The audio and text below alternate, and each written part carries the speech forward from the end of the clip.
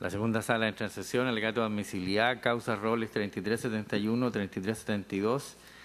Requerimientos de inaplicabilidad por inconstitucionalidad, por una parte presentado por Claudia Rojas Cabrera respecto a los artículos 278 y 278 bis del Código Orgánico de los Tribunales, y por la otra presentado por Claudia Rojas Cabrera respecto a los artículos 1º, 3º, 4º, 9º y 11º del acta número 182 del año 2014, 1º, 2º, 5º y 7º del acta número 142 del 2015, y considerando el número 3 y artículo único del acta número 168 del 2015, todo auto acordado a la excelentísima Corte Suprema, de fechas 25 de octubre del 2014, 31 de agosto del 2015 y 25 de octubre del 2015. Tiene la palabra el señor relator José Francisco Leighton. Muchas gracias, señor presidente. Se ha dispuesto a llamar a las partes a alegar en sede de admisibilidad respecto de las dos acciones que fueran deducidas por doña Claudia Rojas Cabrera, en que tanto por vía de inaplicabilidad como a través de una acción de inconstitucionalidad de auto acordado requiere declaraciones de esta magistratura para que ello surta efectos en autos administrativos que actualmente se ventilan ante la Corte de Apelaciones de Concepción.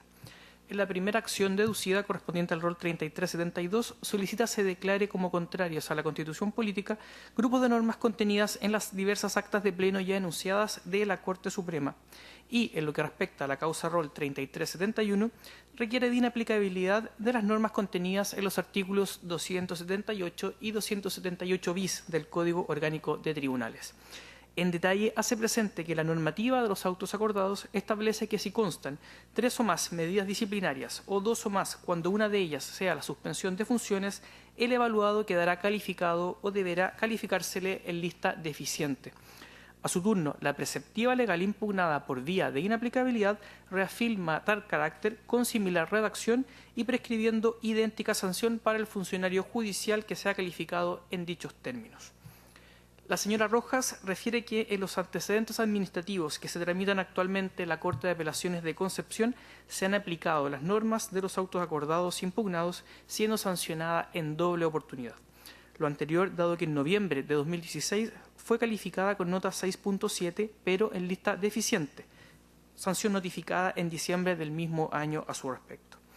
Comenta en dichos términos que desde el año 2004 ostenta el cargo de oficial primero titular del Juzgado de Letra y Garantía de Cabrero, siendo calificada en lista sobresaliente en sucesivas evaluaciones. Pero hace presente que cometió un error, consistente en salir de su lugar de trabajo para rendir pruebas en la Academia Judicial, por lo que fue sancionada con censura por escrito por el fiscal instructor designado a tal efecto. Anotación elevada a suspensión de funciones por 2 meses con goce de medio sueldo por la Corte de Apelaciones de Concepción, medida que fuera confirmada a su turno por la Corte Suprema. Así, al ser incluida por error señala en lista deficiente, ha traído como consecuencia su expulsión del Poder Judicial, implicando un doble juzgamiento, dado que su remoción no obedecería a un proceso racional y justo. Hace presente que la Corte Suprema, al normar en el sentido ya indicado, estableciendo un sistema de calificaciones objetivos para los miembros del Poder Judicial, se atribuye competencias que son privativas del legislador, vulnerando también de paso con ello la igualdad ante la ley y el principio non bis in idem, dado que es sancionada en doble oportunidad, en tanto ya cumplió una sanción administrativa y ahora por ello debe enfrentar un proceso de remoción. Ello motiva la solicitud de inconstitucionalidad del grupo de normas de los autos acordados que indica en su libelo. En lo que respecta a las normas del Código Orgánico de Tribunales, materia de la impugnación del rol 3371, la señora Rojas Cabrera señala que cuando no se dio curso al recurso de apelación que interpusiera respecto del último proceso de calificación sobre la base de una sanción previa, se ha buscado también sancionarla 2 veces por idénticos hechos, lo que, en iguales términos a la anterior impugnación de auto acordado, implica una vulneración al principio non bis in idem junto al derecho al recurso, cuestiones que el constituyente ha establecido en el artículo 19, numeral 3 de la Carta Fundamental, para de paso también, y en corolario obvio, contravenir el principio de tipicidad. Lo anterior, y efectuando un reenvío a normativa internacional en materia de derechos humanos, hace presente que implica una grave afectación a sus garantías fundamentales. Por lo expuesto y en esta sede, solicita se declaren admisibles ambas presentaciones. En ambas causas, el Consejo de Defensa del Estado se hizo parte y ha trabado litis en sede de admisibilidad, solicitando la declaración de inadmisibilidad de ambas presentaciones. El ente fiscal hace presente que los hechos expuestos en los libelos son del todo confusos, no hay claridad respecto de la causa de pedir en ambas presentaciones y no consta en forma lógica el relato adecuado a ello. El que es parcial omite cuestiones importantes como que la requirente fue evaluada en lista deficiente como consecuencia de 2 medidas disciplinarias decretadas a su respecto, infringiendo normativa contenida en el Código Orgánico de Tribunales por ausentarse de su trabajo sin autorizaciones respectivas, intentando ocultar este hecho, simulando haber estado en funciones esos días. Unido al anterior, el Consejo de Defensa del Estado comenta que la vía idónea para esta impugnación está establecida en la propia legislación, no bastando la enunciación de normas constitucionales para acreditar, conforme exige la Ley Orgánica Constitucional de esta magistratura, la afectación de sus derechos fundamentales en relación a su calificación funcionaria. Hace presente que el proceso de calificación no es un juicio contradictorio, pero sí lo es el proceso administrativo sancionatorio. De esta forma, se incumplen los requisitos de que tratan los artículos 52 y 63 de la preceptiva recién enunciada, sustituyendo de esta forma y pidiendo la declaración de inadmisibilidad. Respecto a la impugnación contenida en el rol 3371, impugnación por vía de inaplicabilidad, hace presente que esta adolece de diversas cuestiones. En primer término, no hay gestión judicial pendiente, sino más bien una gestión administrativa no jurisdiccional. De esta forma se confluye la causal establecida en el numeral 3 del artículo 84. Unido y desde la hipótesis del numeral 5 del artículo 84, señala que estos preceptos no resultarán decisivos, ya que lo pendiente es un recurso de reposición en razón de la inadmisibilidad de la apelación interpuesta. Y por último, en la causa rol 3371, señala que se adolece de falta de fundamento plausible en la presentación. Aquí no ha existido, señala el ente fiscal, una vulneración al principio non bis in idem. La señora Rojas ha sido sancionada 2 veces en 2 procedimientos distintos, calificada por ello en lista deficiente y como consecuencia de la norma removida de su cargo por mandato legal.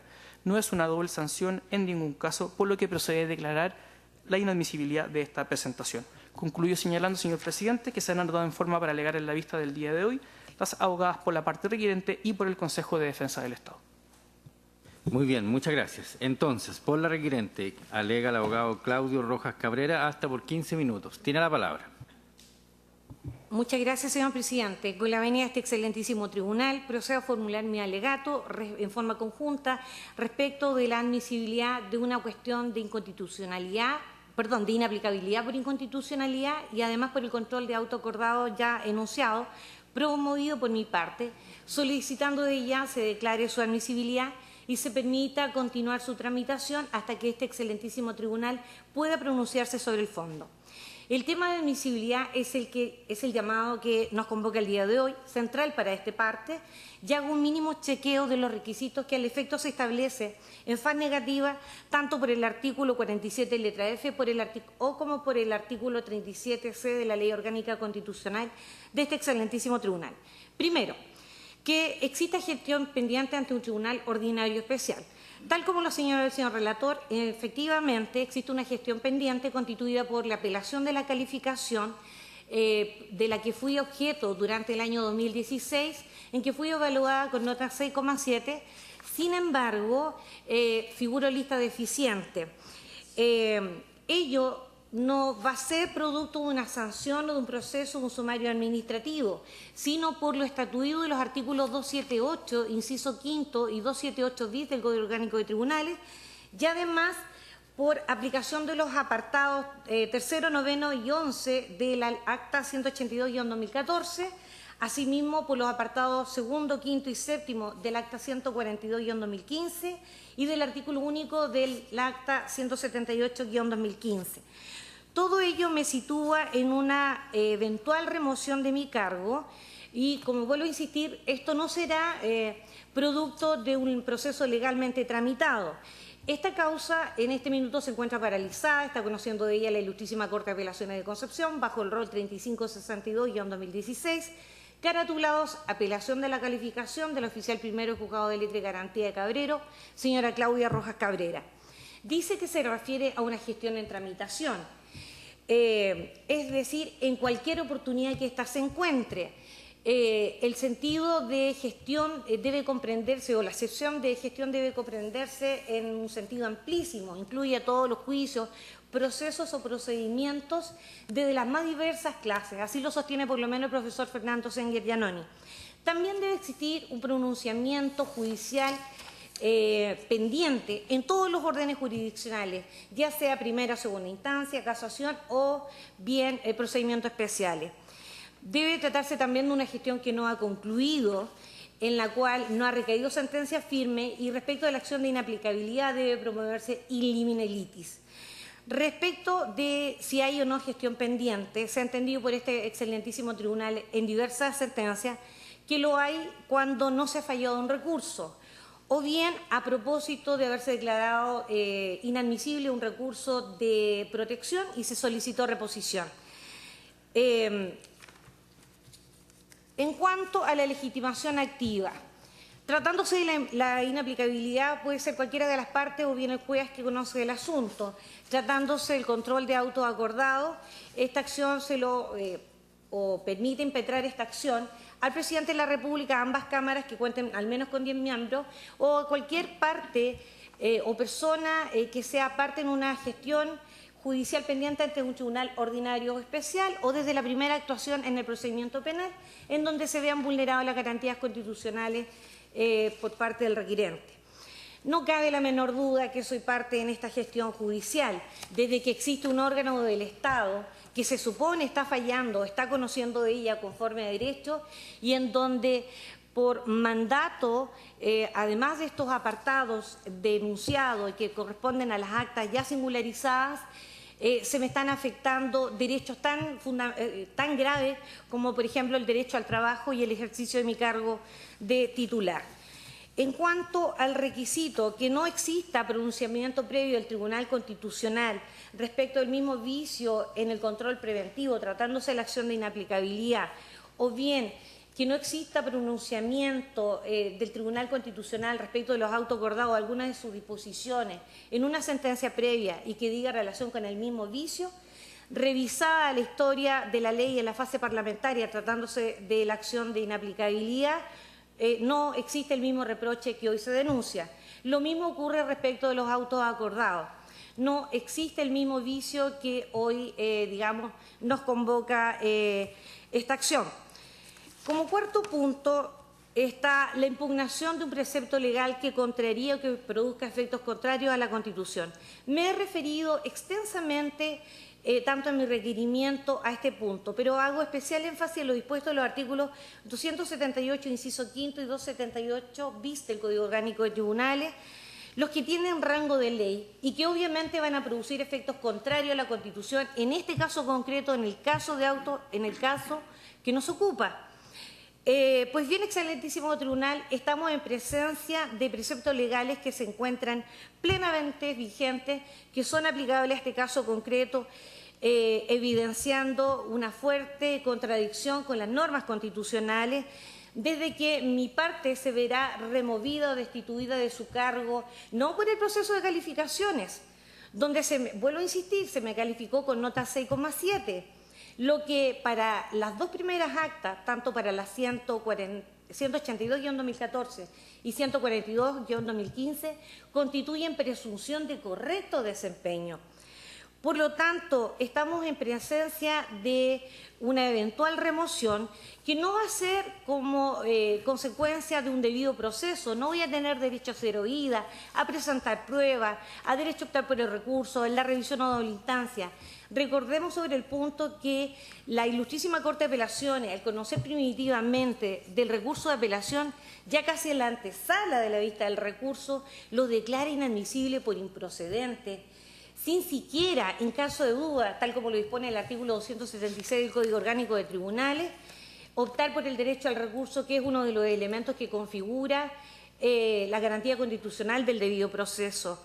Por lo tanto, no he tenido ningún derecho procesal, no podemos siquiera hablar de proceso.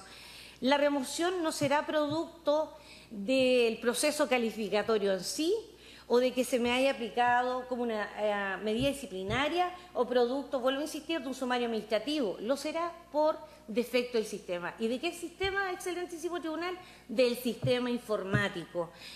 Entonces, existe una sanción que va a aplicar esta tan grave, vuelvo a reiterar, sanción a mi parte porque el texto de esta norma impugnada así lo permite. Y aquí hay un claro problema de técnica legislativa, puesto que debe primar la supremacía constitucional en todo Estado de Derecho. No puede haber una sanción de la más alta envergadura en contra de un funcionario público sin que exista un debido proceso. Vuelvo a reiterar, no está contemplada la remoción en el Código Orgánico de Tribunales, cuyo catálogo de medidas disciplinarias está contenido en el artículo 537 del Código Orgánico de Tribunales, que parte con la amonestación privada, la censura por escrito, la multa y la suspensión de funciones. No se contempla en dicho cuerpo normativo la remoción. Por otro lado, debo recordar que los órganos del Estado no pueden actuar en forma arbitraria, deben hacerlo conforme a lo que prescribe la Constitución y la ley. Y al efecto, la Constitución establece un catálogo o un bloque de derechos fundamentales que en un Estado de Derecho deben ser respetados, que no podemos violentar ni olvidar, como son el derecho a la vida, a la integridad física y psíquica, a la igualdad ante la ley, a la igual protección en el ejercicio de sus derechos, al debido proceso, a la proscripción del doble juzgamiento, a la libertad de trabajo y su protección. Pues bien, excelentísimo tribunal, estos preceptos legales impugnados y estos apartados enunciados respecto de las actas ya descritas arrasan del todo con estos derechos fundamentales. De la forma la manera en que estos autos acordados afectan el ejercicio de estos derechos constitucionales de esta requirente, también lo hemos puesto latamente tanto en el requerimiento como en la medida para mejor resolver a la que di cumplimiento, en donde, vuelvo a insistir, se me impondrá esta remoción no como consecuencia de un proceso legalmente tramitado o como medida disciplinaria, que, vuelvo a insistir, no está dentro del catálogo de medidas disciplinarias aplicables al escalafón de empleados del Poder Judicial al que pertenezco, sino que lo será por aplicación de lo estatuido de los artículos 278, inciso quinto, por el encuadre de esta hipótesis y del 278 bis del Código Orgánico y por mandato o de estas actas denunciadas, de estos apartados impugnados.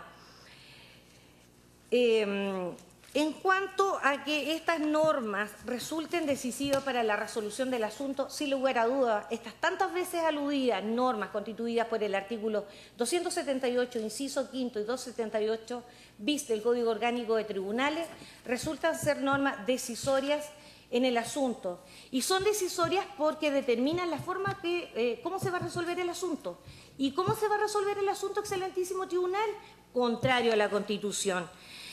Cualquiera sea la naturaleza del asunto, contencioso o no, y cualquiera sea la naturaleza jurídica del precepto legal impugnado, sea de procedimiento o de fondo, lo que cobra especial trascendencia tratándose de este conflicto, para la resolución de este conflicto que se ventila ante la Ilustrísima Corte de Apelaciones de Concepción y que seguramente van a resultar derecho aplicable a la misma.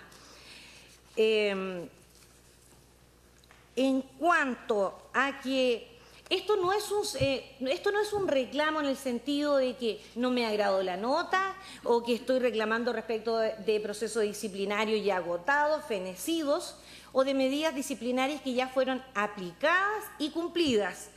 No, yo estoy haciendo uso de lo que dispone el artículo 93, número 6 de la Constitución Política de la República, que me permite impugnar normas que son concretas, decisivas y aplicables al caso concreto, y que evidencian su infracción a las normas constitucionales. Y esta no es una cuestión abstracta, porque recordemos que después de la modificación a la Constitución del año 2005, antes esta era cuestión conocida por la excelentísima Corte Suprema, este excelentísimo tribunal está uniforme en considerar que la acción de inaplicabilidad se trata de un control concreto de constitucionalidad y no abstracto. Por lo tanto, debe existir una contradicción concreta y determinada entre la ley y la Constitución. Por eso es el efecto relativo de esta sentencia. Esta acción de inaplicabilidad por inconstitucionalidad no nace, vuelvo a decir, como un subterfugio para eludir el proceso de calificaciones o para reclamar respecto de los procesos disciplinarios o de las medidas disciplinarias. Porque si o porque simplemente no me agradó mi nota o mi evaluación.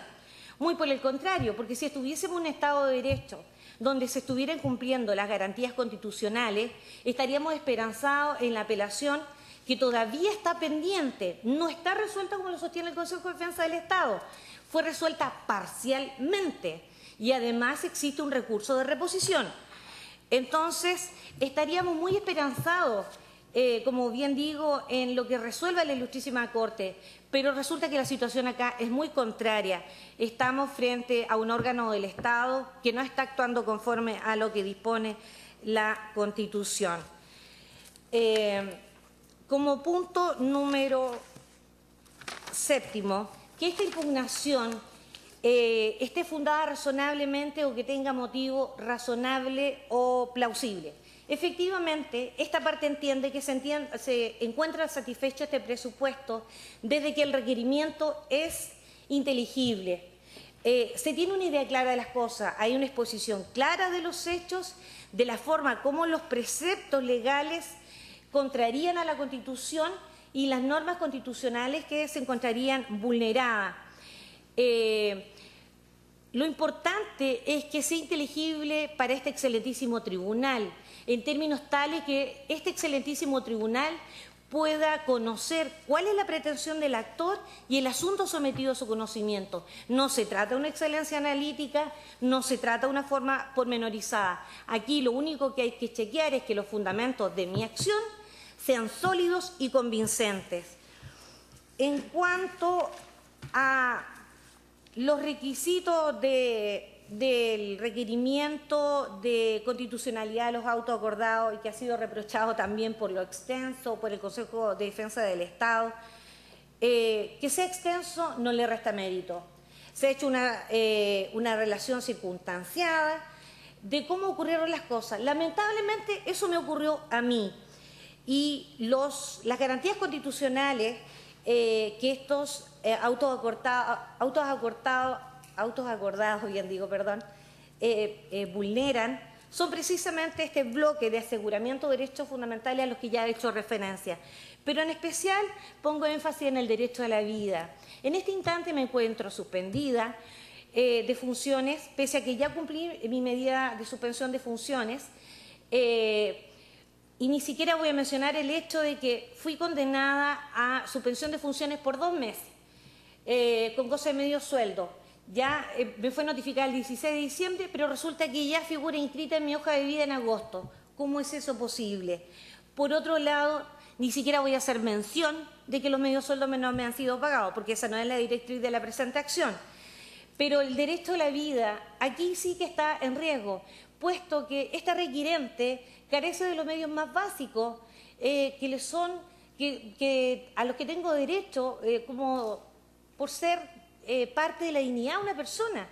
Estoy suspendida, no se me pagan remuneraciones, ni siquiera los medios sueldos, carezco de todo sustento para poder subsistir. Ello no se condice en un Estado de Derecho y menos respecto del aparataje estatal y menos respecto al Poder Judicial al cual pertenezco todavía.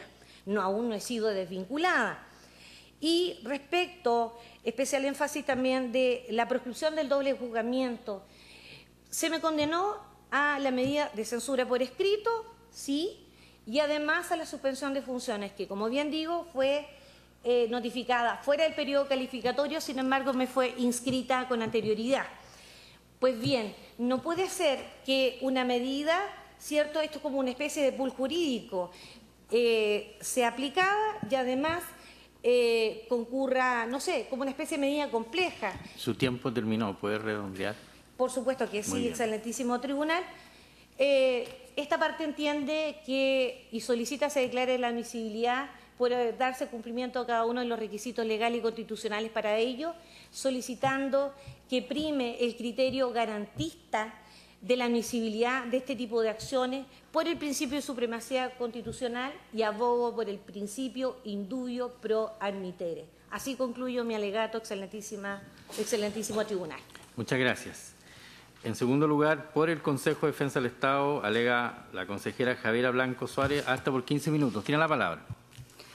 Su señoría excelentísima, respetuosamente vengo en alegar respecto de la inadmisibilidad tanto del recurso de inaplicabilidad que recae sobre los artículos 278, 278 bis, y respecto del requerimiento de inconstitucionalidad de los autos acordados que ya el relator ha mencionado, el 132 del 2014, 142 del 2015 y 178 del 2015, todos en relación a los autos administrativos que se ventilan en la ilustre Corte de Apelaciones, en la ilustrísima Corte de Apelaciones. Los roles ya se han señalado y comparezco en representación del Estado y de la ilustrísima Corte de Apelaciones en el caso del rol 3371 y en el caso del requerimiento de inconstitucionalidad 3372 en mi condición de representante del Estado de la excelentísima Corte Suprema, todo de acuerdo a la Ley Orgánica Constitucional del Consejo de Defensa del Estado, el decreto con fuerza de ley número 1 al 93 del Ministerio de Hacienda. Creo interesante, previo a entrar a los requisitos propiamente de admisibilidad de lo que es el requerimiento de inconstitucionalidad de los autos acordados y de lo que es la admisibilidad del recurso de inaplicabilidad, creo que es importante dar algunos elementos de contexto. En lo que estamos hoy día es justamente viendo la admisibilidad del requerimiento que se ha presentado en contra de dos artículos que tienen que ver, como ustedes bien saben, con el proceso calificatorio de los funcionarios del Poder Judicial. Del 273 en adelante del Código Orgánico de Tribunales se establecen todas las normas que orientan justamente este proceso calificatorio y lo que han hecho los autos acordados es justamente dar una mayor claridad respecto de cada uno de estos procedimientos. Incluso en el 278 y el 278 bis, que son los artículos respecto a los cuales se pide declarar la inaplicabilidad, lo que se está estableciendo en ellos, en el primero de los cuales, es la definición de las distintas listas en las que se califican al funcionario. En el inciso final se establece que un funcionario que recibe tres o más sanciones, o dos o más cuando una de ellas es suspensión, debe inevitablemente ser calificado en lista deficiente. Es del caso señalar que en el 278 bis se establece que en el caso de haber figurado en lista deficiente, el funcionario, por el solo ministerio de la ley, debe ser removido. Los autos acordados, de acuerdo a lo que establece la propia Constitución y lo que establece también el Código Orgánico de Tribunales, tanto en el artículo 82 como 96, número 4, lo que hacen es reglamentar y dar directrices. Quiero incluso señalar explícitamente que la propia recurrente Rojas Cabrera establece que existían una serie de críticas formuladas desde el nivel interno como externo respecto del sistema de calificación y que justamente estos autos acordados vienen a implementar un nuevo ordenamiento para dar facilidad. Ella dice, el actual sistema se revela ineficaz a la vista de la excesiva carga de trabajo que demanda los entes calificadores y de su inutilidad. O sea, a la luz de lo que ella misma declara los autos acordados, que están además siendo ejercidos en las facultades de superintendencia, directiva y correctiva por parte de la Corte Suprema, aparece a la luz del propio escrito como algo útil. Junto con la anterior, además, un antecedente contexto que creo que es importante, que tiene que ver con el error al que alude Rojas Cabrera. Durante el año 2013, la abogada Rojas Cabrera solicitó, más bien no solicitó, se ausentó los días 3 de abril, 14 y 15 de mayo y 11 de noviembre de sus funciones. Existen dos procesos de selección justamente para poder optar a un programa de capacitación de jueces, el número 66 y 65 de dichos años, que fue certificado justamente por el director de la Academia Judicial.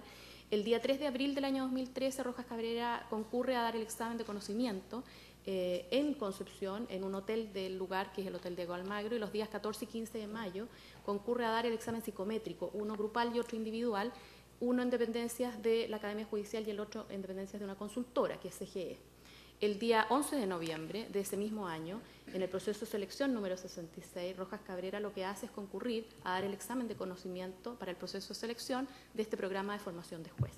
Me parece muy meritorio poder estar participando en un programa de selección para una mejor formación, pero también como abogada y como funcionaria de un tribunal, se sabe que para poder concurrir y ausentarse de sus funciones lo que se necesita es un permiso escrito. En este caso no hubo ningún tipo de autorización que conste de solicitud de licencia, ni permiso, ni feriado, ni días administrativos, y lo que constituye de la mayor gravedad es que los autos disciplinarios, la investigación que se abre y que figura en el causa administrativa rol 532 del 2014 y 1260 del año 2015, se establece finalmente una sanción que le aplica suspensión de 2 meses y medio goce de sueldo. Quiero decir que la norma invocada es la que establece el 544 número 3, que tiene que ver con ausentarse de su lugar de trabajo o no concurrir a sus funciones en los días señalados. Y lo que es más grave aún, y que esto también se omite en el escrito, es la entrega de información falsa, porque durante esos días, 3 de abril, 14, 15 de mayo, 11 de noviembre, se aparece autorizando el estado diario de un juzgado de letras y garantías con competencia en familia y además autorizando resoluciones y sentencias del juez. Un juez con competencia en común, ustedes saben, su señoría tiene una gran cantidad de resoluciones, todas las cuales aparecen siendo autorizadas justamente por Rojas Cabrera en su calidad de secretaria subrogante, lo que ha generado incluso que se inicie una causa penal que hoy día está siendo investigada en la Fiscalía de Yumbel. Quiero señalar además que a partir de las declaraciones que hubo en este segundo cuaderno administrativo 1260 se abre un tercer cuaderno, el 1396 del 2015, que está suspendido hoy día, que también entregó como sanción 2 meses de suspensión de funciones y medio goce de sueldo, debido a que Rojas Cabrera habría certificado la comparecencia a labores de una funcionaria, Marianela Garrido, durante el 23 de septiembre y el 3 de octubre del año 2013, siendo que esta funcionaria no solo no se encontraba ejerciendo sus labores en el juzgado de Cabrera, sino que además, de acuerdo al Servicio de Migraciones, esta persona se encontraba en Estados Unidos.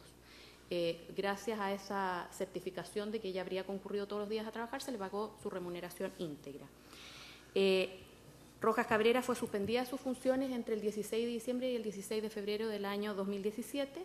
Se reincorpora el 17 de febrero, fecha en la cual se le notifica justamente que hay una suspensión por su calificación en lista deficiente, y el día 20 se presenta una licencia por parte de Rojas Cabrera.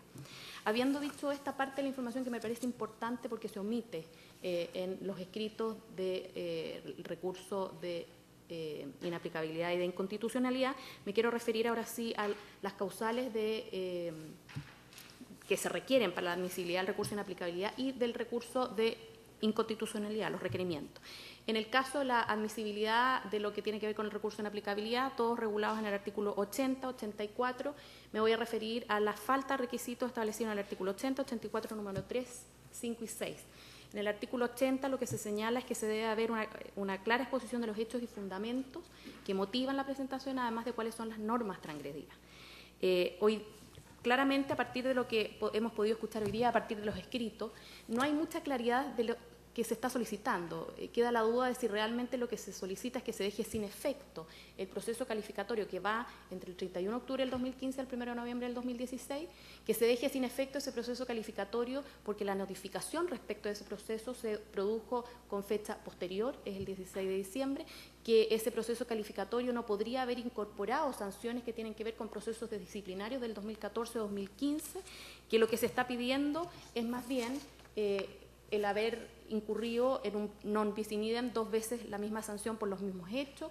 Lo que se está solicitando más bien es un ejercicio del Estado desproporcionado en relación a las sanciones, porque pareciera ser que los 2 meses de suspensión y el medio goce no se condicen con el hecho de haber faltado durante 4 días a las labores, digamos, habiendo certificado estados diarios, resoluciones y sentencias, o más bien, y esto me parece importante, lo que se está pidiendo es que se corrijan errores que han habido durante la tramitación de un proceso calificatorio de naturaleza netamente administrativa.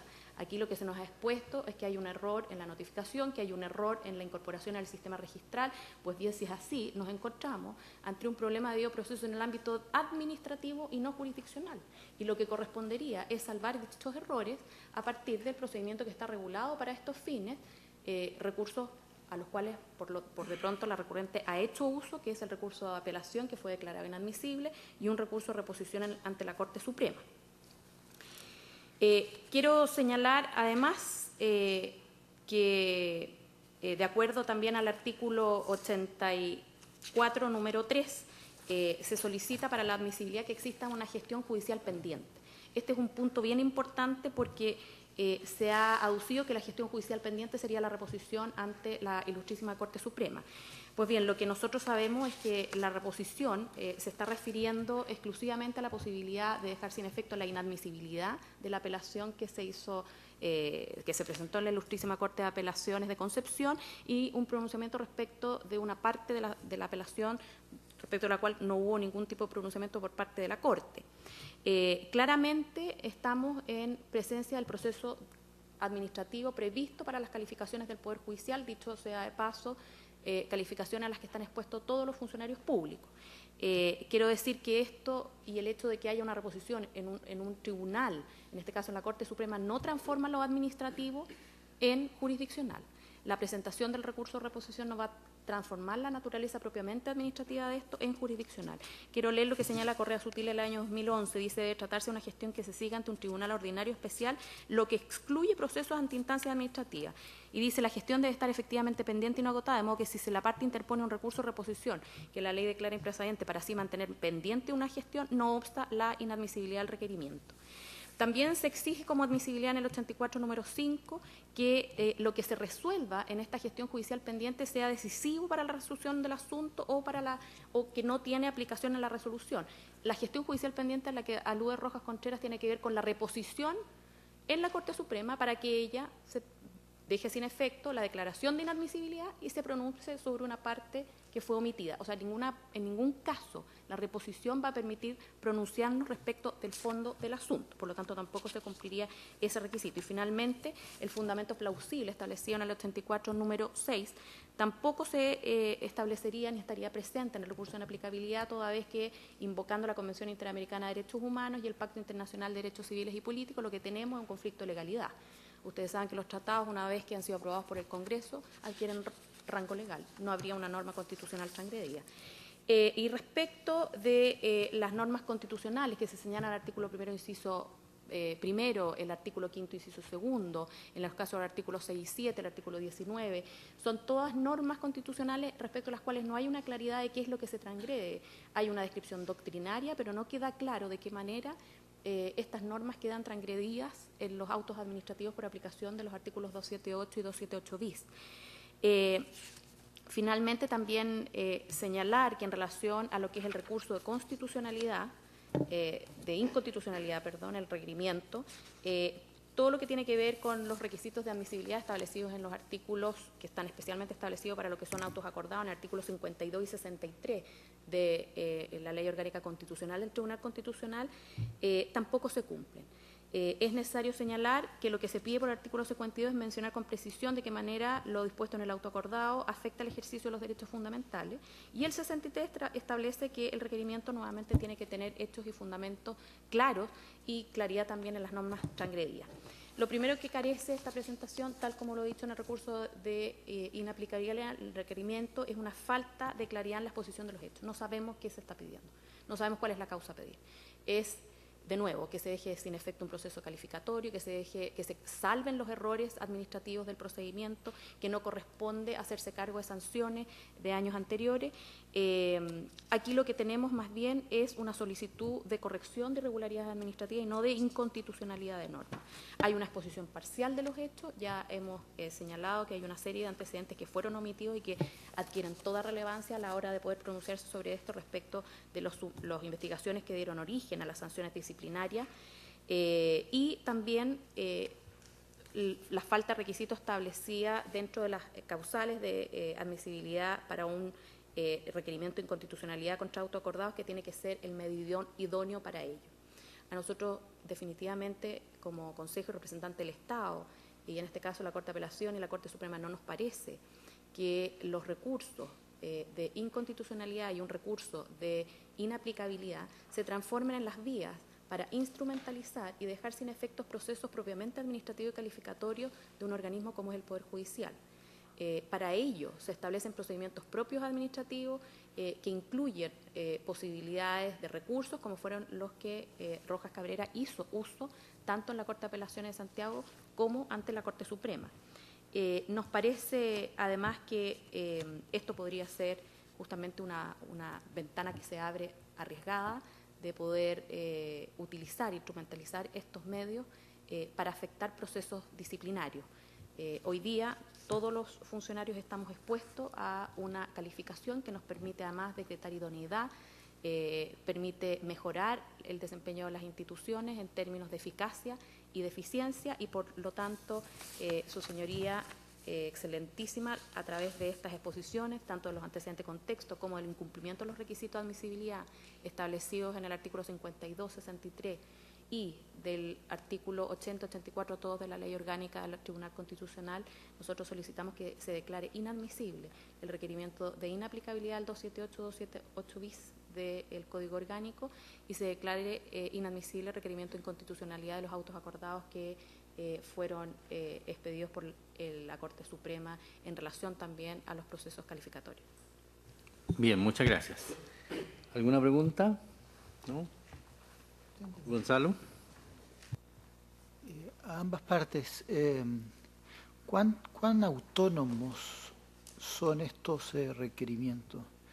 En el sentido de si lo objetado es la regla complementaria de las normas del Código Orgánico Tribunal, más las del auto acordado, o son autónomos los requerimientos entre sí. Bien. No son autónomos toda vez que se complementan. Estas actas vienen, y así lo sostiene la Corte Suprema en sus consideraciones finales, cuando dice que está buscando mecanismos y cada vez está innovando. Por lo tanto, vienen en complementar el proceso calificatorio contemplado en el propio Código Orgánico de Tribunales. Basta de la sola lectura de las actas enunciadas, se puede vislumbrar lo que sostengo. ¿Algo que agregar, abogada Blanco? No, claramente tienen una relación completa. O sea, estamos hablando del los mismos autos administrativos que se presentaron en la Corte de Apelaciones respecto de un proceso de calificación que incorpora las mismas sanciones disciplinarias en las mismas causas investigativas. Se hizo vía requerimiento de inaplicabilidad y requerimiento de inconstitucionalidad, pero estamos hablando de los mismos hechos. ¿Alguna otra pregunta? No, muy bien. Concluye entonces la vista de la admisibilidad.